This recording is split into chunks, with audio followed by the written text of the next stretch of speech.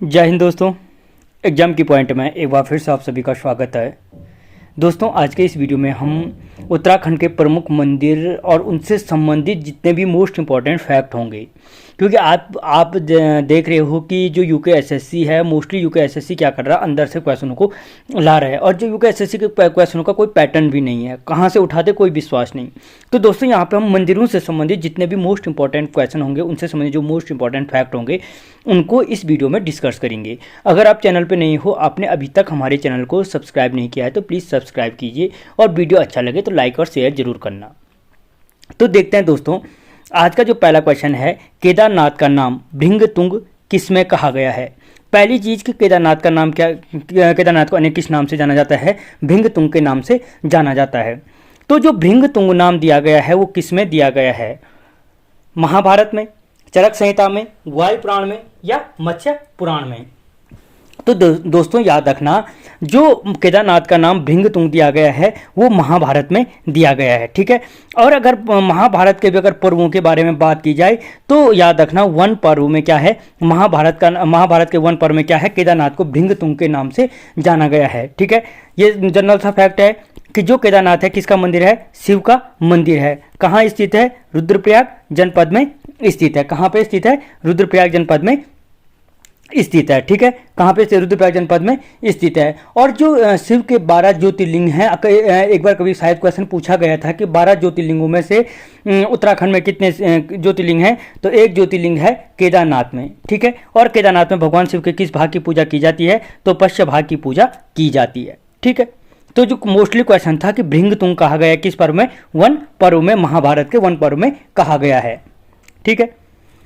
अगला क्वेश्चन, 5 शिव तीर्थ में से तीसरा शिव तीर्थ है जागेश्वर, केदारनाथ, अमरनाथ या बैजनाथ। तो दोस्तों याद रखना, जो मोस्टली 5 शिव तीर्थ माने जाते हैं, ठीक है, इनमें से जो तीसरा शिव तीर्थ है, वो माना जाता है कि तीसरा शिव तीर्थ कहाँ पे है, आपके केदारनाथ में स्थित है। अगर मैं आपसे इन 5 शिव तीर्थों की बात करूं तो जो पहला शिव तीर्थ है, अगर क्वेश्चन पूछा जाता है कि पहला शिव तीर्थ कौन है, तो याद रखना पशुपतिनाथ है। कौन सा है, पशुपतिनाथ है। कहाँ पे है, नेपाल में, ठीक है। पशुपतिनाथ कहाँ पे है, नेपाल में। जो दूसरा शिव तीर्थ है, जो आपका दूसरा शिव तीर्थ है, कुमाऊं में है। और जागेश्वर दूसरा शिव तीर्थ है, ठीक है। तीसरा मैंने आपको बता दिया केदारनाथ है। जो चौथा शिव तीर्थ है वो आपके कहाँ पे है, हिमाचल प्रदेश में है। कौन सा है, बैजनाथ। और जो 5वां शिव तीर्थ माना जाता है वो JNK में है, ठीक है। और कौन सा है, अमरनाथ। कौन सा है, अमरनाथ। तो ये मुख्य रूप से 5 शिव तीर्थ हैं। और मोस्टली अगर उत्तराखंड से रिलेटिव देखें हम, तो केदारनाथ क्या है, आपका तीसरा शिव तीर्थ है। और जो जागेश्वर है, जागेश्वर क्या है, दूसरा शिव तीर्थ है, ठीक है। गढ़वाल में पूछे तो केदारनाथ और कुमाऊं में पूछे तो जागेश्वर, ठीक है। अगला क्वेश्चन, केदारनाथ के रक्षक माने जाते हैं, जो केदारनाथ के रक्षक से भैरवनाथ को, क्षेत्रपाल को, भीमशिला को या खर्चखंड को, ठीक है। तो दोस्तों याद रखना, जो केदारनाथ भगवान के रक्षक माने जाते हैं वो किसको माना जाता है, भैरवनाथ को माना जाता है, ठीक है। और मोस्टली अगर क्वेश्चन पूछा जाता है कि केदारनाथ भगवान की पूजा किससे की जाती है, तो ब्रह्मकमल पुष्प से केदारनाथ भगवान की पूजा की जाती है, ठीक है, और की जाती है। अगला क्वेश्चन अगर हम यहीं पे देखें, केदारनाथ मंदिर समुद्र तल से कितनी ऊंचाई पर स्थित है, 3680, 3584, 3298 या 2134। तो दोस्तों जो केदारनाथ मंदिर है समुद्र तल से 3584 मीटर की ऊंचाई पर स्थित है, मोस्टली याद रखना। और जो 3680 मीटर की ऊंचाई पर है वो कौन है, तुंगनाथ स्थित है। और उत्तराखंड का सबसे ऊंचाई पर स्थित कौन है, तुंगनाथ मंदिर है। 3298 मीटर पर कौन है, मधमेश्वर स्थित है, ठीक है। कौन है, मधमेश्वर स्थित है।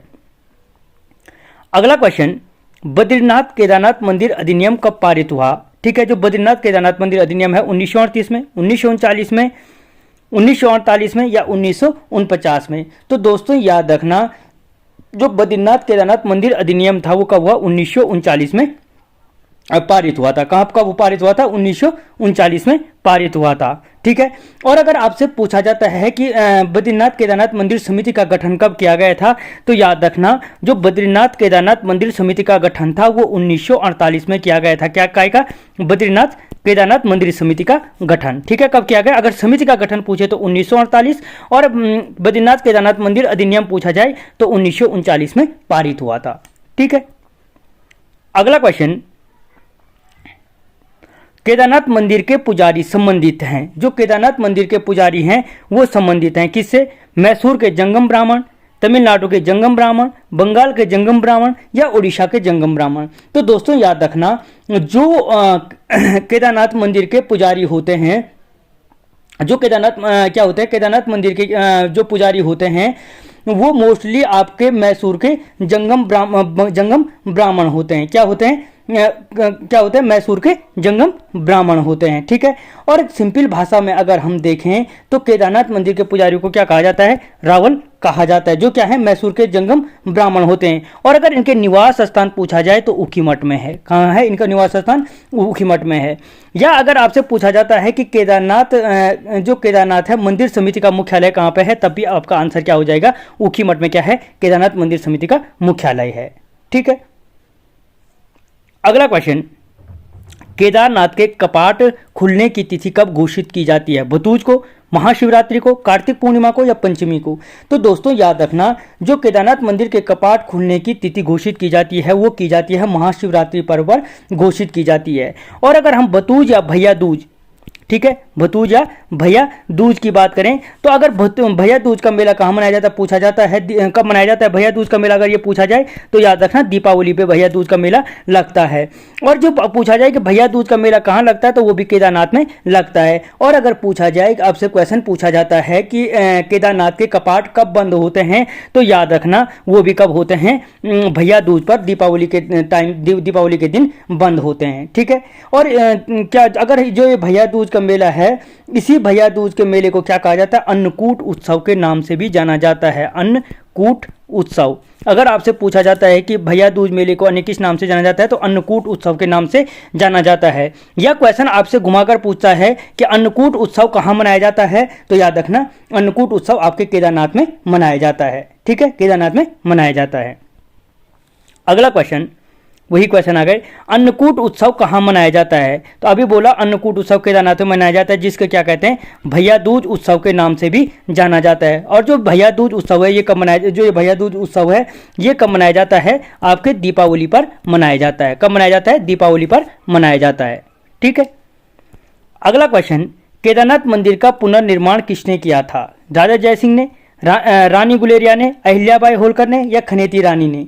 तो दोस्तों याद रखना सबसे पहली चीज कि जो केदारनाथ मंदिर का सबसे प्रथम जीर्णोद्धार किया था किसने किया था? आदि गुरु शंकराचार्य ने किया था। किसने किया था? आदि गुरु शंकराचार्य ने किया था। लेकिन जो इसका पुनर्निर्माण किया था वो अहिल्याबाई होलकर ने किया था। अगर आपसे पूछा जाए कि अहिल्याबाई होलकर ने केदारनाथ मंदिर का पुनर्निर्माण कब, किस शताब्दी में किया था, तो याद रखना 18वीं शताब्दी में क्या किया था? अहिल्याबाई होलकर ने केदारनाथ मंदिर का पुनर्निर्माण किया था। ठीक है, किसने किया था? अहिल्याबाई होलकर ने। ठीक है। अगला क्वेश्चन, फलारी बाबा की समाधि कहाँ स्थित है? केदारनाथ में, बद्रीनाथ में, गंगोत्री में या यमुनोत्री में? तो दोस्तों याद रखना जो फलारी बाबा की समाधि है वो आपके कहाँ पे है? केदारनाथ में स्थित है। जो फलारी बाबा की समाधि है वो आपके कहाँ पे है? केदारनाथ में स्थित है। ठीक है।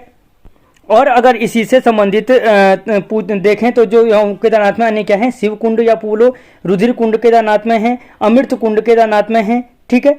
ये मुख्य रूप से क्या है? अर्गांदी सरोवर या बासुकी ताल, ये सारे क्या हैं? केदारनाथ के नज़दीक स्थित हैं। अगला क्वेश्चन, शैव धर्म के प्रचारक थे। दोस्तों वो जो जनरल चीज़ें हैं शिव कुंड, ये तो आपने पढ़ लिए हैं। ये मोस्टली जो अंदर के क्वेश्चन है उनको डिस्कस कर रहा हूँ। जो शैव धर्म के प्रचारक थे कौन थे? नैनार संत, अलवार संत, कपाली संत या नियोगी संत? तो दोस्तों याद रखना जो शैव धर्म के प्रचारक थे वो कौन थे? नैनार संत। नैनार संत अगर पूछा जाता है कि नैनार संत किस धर्म के प्रचारक थे, तब आंसर हो जाएगा शैव धर्म के प्रचारक थे। और अगर पूछा जाता है, कभी क्वेश्चन ज़्यादा ही डीप चला गया कि शैव धर्म के प्रचारक जो नैनार संत थे उनकी संख्या कितनी है, तो याद रखना नैनार संतों की संख्या 63 बताई गई है। नैनार संतों की संख्या कितनी बताई गई है? 63 बताई गई है। ठीक है। अगला क्वेश्चन, सतयुग में बद्रीनाथ को कहा जाता था, जो सतयुग है, सतयुग में बद्रीनाथ को क्या कहा जाता था? मुक्तिभद्रा, विशाला, योग सिद्धा, बद्रिकाश्रम, ठीक है, या बद्री आश्रम।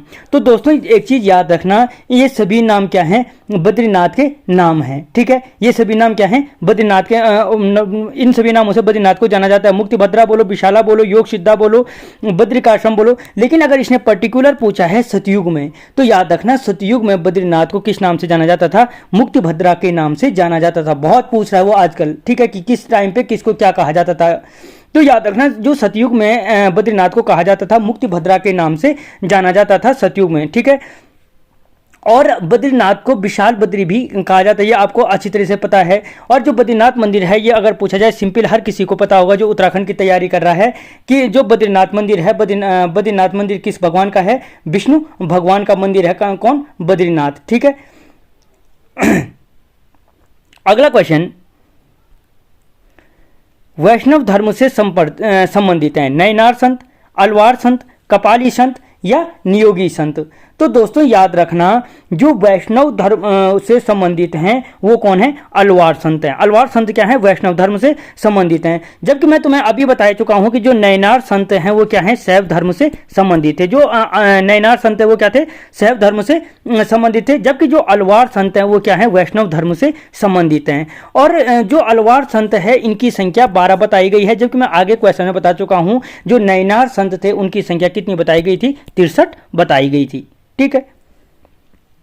अगला क्वेश्चन, बद्रीनाथ मंदिर समुद्र तल से कितनी ऊंचाई पर स्थित है? 3680, 3584, 3298 या 3133 मीटर की? तो दोस्तों याद रखना जो बद्रीनाथ मंदिर है समुद्र तल से 3133 मीटर यानी 3133 याद रखना। सिंपल याद करने के लिए 3133 3133।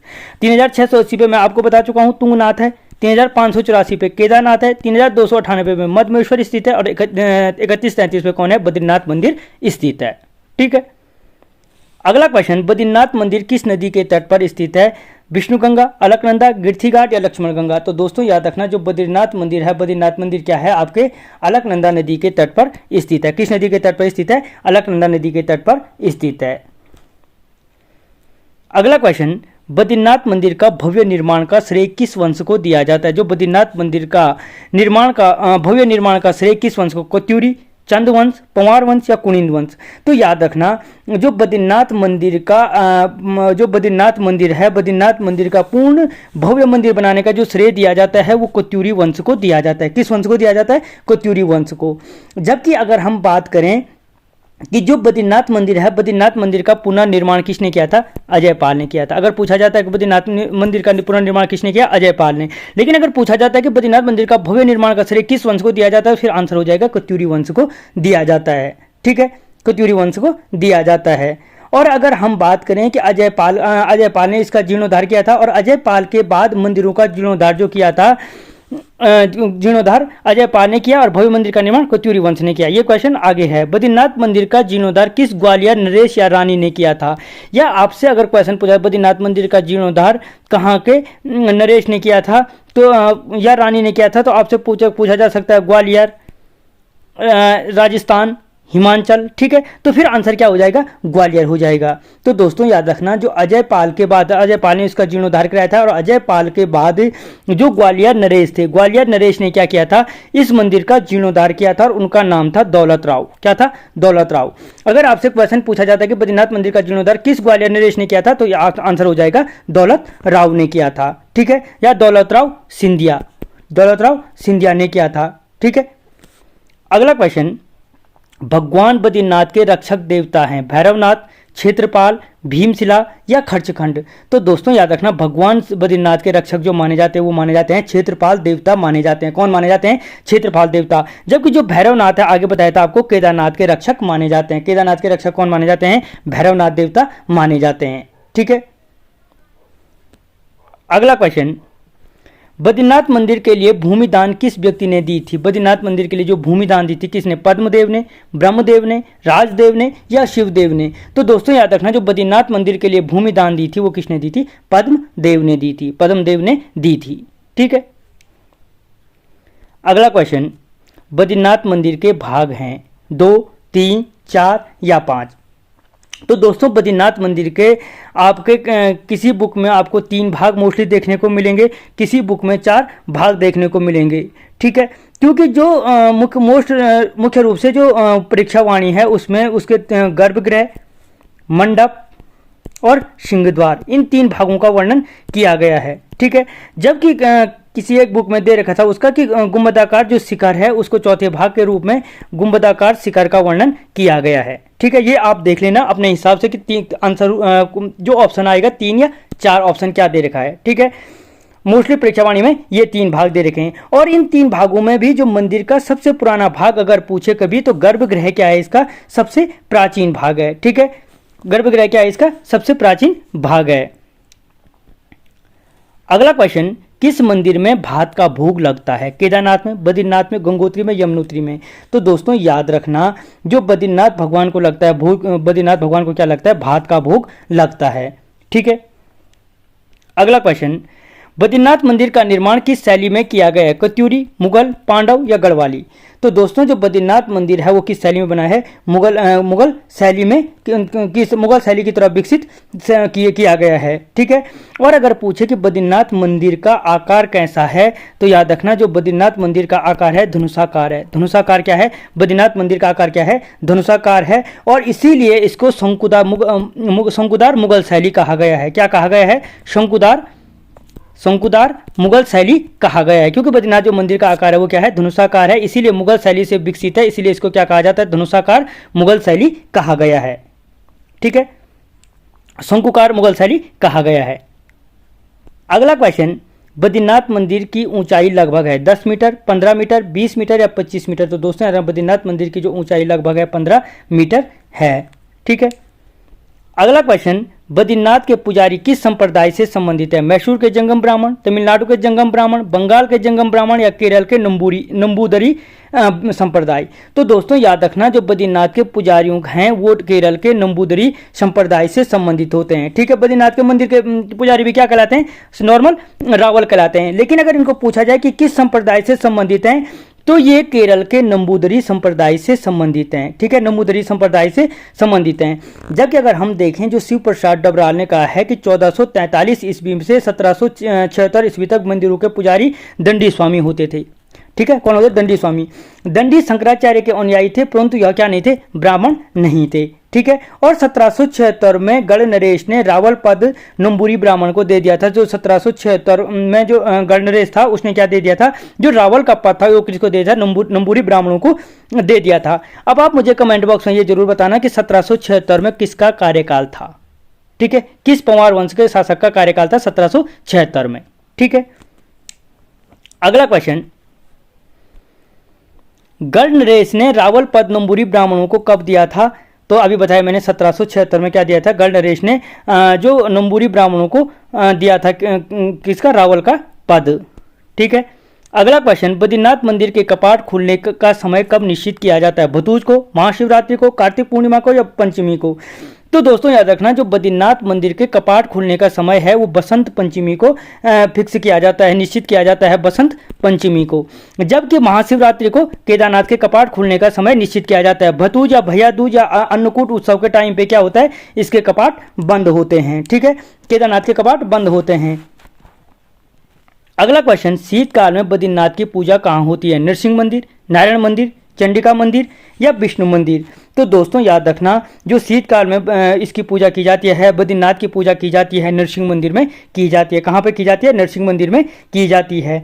और इससे बीच में एक प्रश्न था कि बद्रीनाथ मंदिर की जो मुख्य मूर्ति थी वो शंकराचार्य ने कहाँ से निकाली थी? अगर ये क्वेश्चन पूछा जाता है तो नारद कुंड से निकाली थी। ये जनरल क्वेश्चन है, आज की डेट में हर किसी को आता होगा।